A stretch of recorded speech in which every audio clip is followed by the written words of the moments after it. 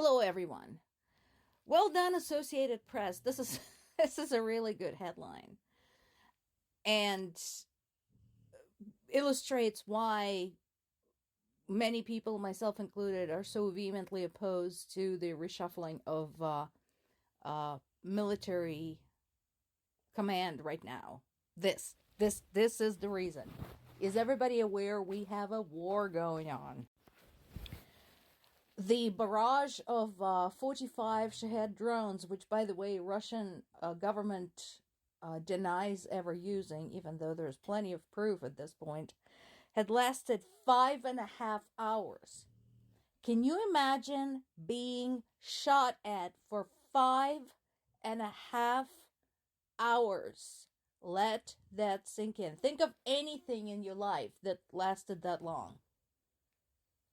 5.5 hours. And then imagine being under attack for that long. So, Ukraine's air defenses managed to shoot down 40 out of 45.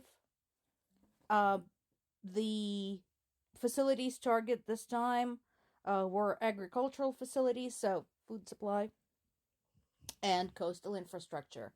And again, they're going to claim that they never target civilian objects.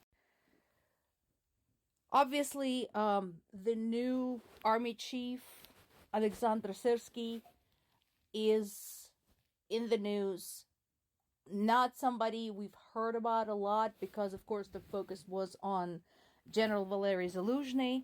So now we have more news sources talking about Syrsky, trying to explain who this guy is, what his experience is, what he's capable of, etc.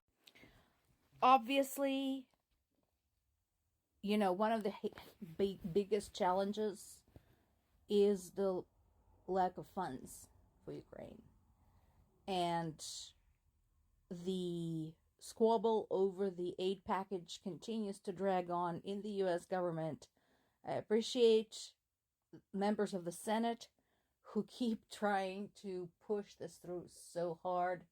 And to the mega Republicans in the House of Representatives, may you rot in hell.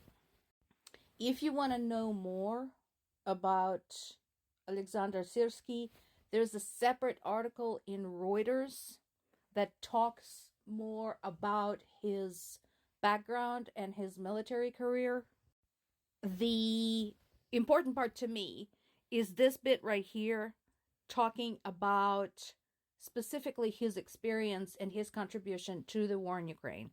So it's good to know that he was one of the key participants behind the defense of Ukraine's capital, Kyiv, and the counteroffensive.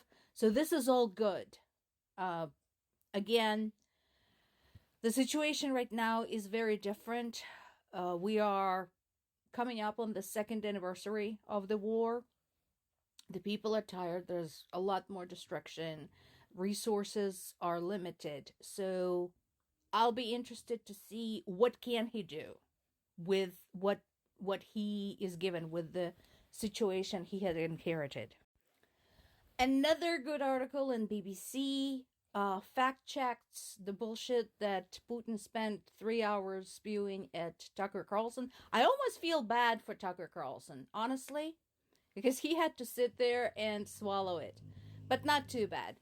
If we forget him in Russia, I will be not upset at it at all. But, so, if you want to basically go point by point, I already told you it was bullshit, but if you're interested in the detail, if you're a history buff, or if you just want to know how much lies one man can pack into a few hours, here's your source. Donald Trump insists on being in the news again. I'm so sick of this guy. Oh my God, if I never heard his voice again and saw his picture on the news again, it couldn't be too soon. But basically, he says now that he warned NATO about Russia, because otherwise Russia can do whatever the hell they want.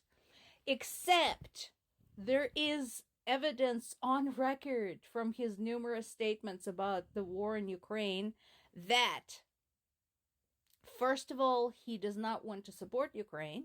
He's been very explicit about this. And second, that if Ukraine falls, he's not going to support the European allies.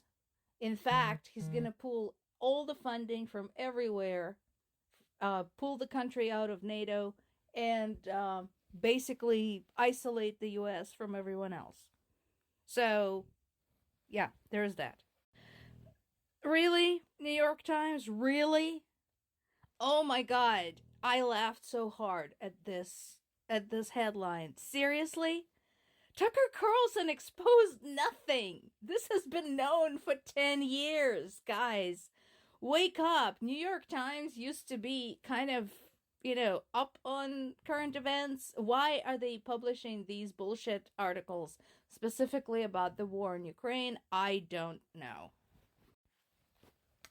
And this is a continuation of the story I talked about last week.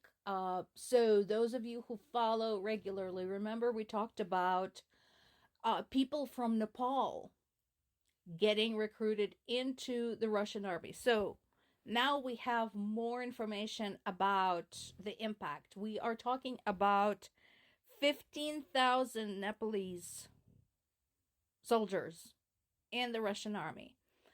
They were lured in by high pay and promises of fast track to Russian citizenship, although why anybody would want Russian citizenship is beyond me. But anyway, so they signed up and basically now they're trapped. Imagine being in that situation. They are far, far away from home, hundreds and hundreds of miles from home. They don't speak the language. I doubt a lot of these soldiers speak Russian or Ukrainian. They're in a strange country among strange people, and all they know is how to fight, and they're told, go there and kill people. So it is no wonder that some of them came home traumatized, while some did not come back at all. But again, this particular topic is not widely broadcast because apparently news sources want to de-emphasize the global impact of the war in Ukraine. Well, here's part of your global impact, and here, by the way, is another point that shows that this war is not just some white people squabbling among themselves. This is just one country, 15,000 people, not a big country, and it is definitely impact to them.